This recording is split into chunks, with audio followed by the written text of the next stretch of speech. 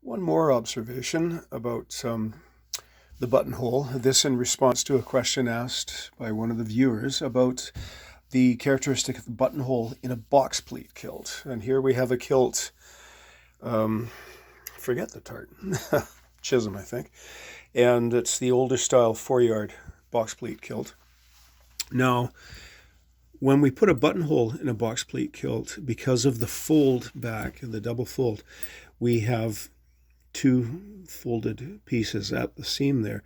These need to be sewn together.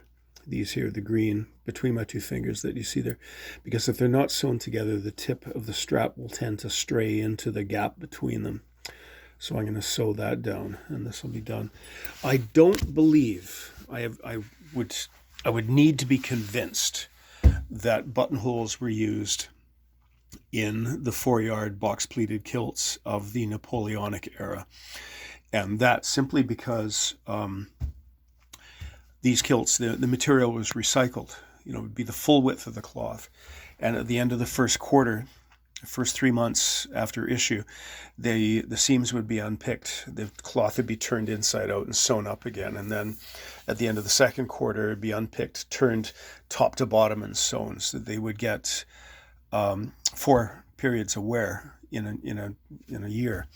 And that wouldn't be possible if you were putting a buttonhole in on the left hip, because this requires that one flap of cloth to be cut and then turned back, as we've seen elsewhere. So, and all evidence points to the kilts of the Napoleonic era being held with a couple of pins and possibly the waist belt as well. So there we go. Hope that answers that question, and thank you.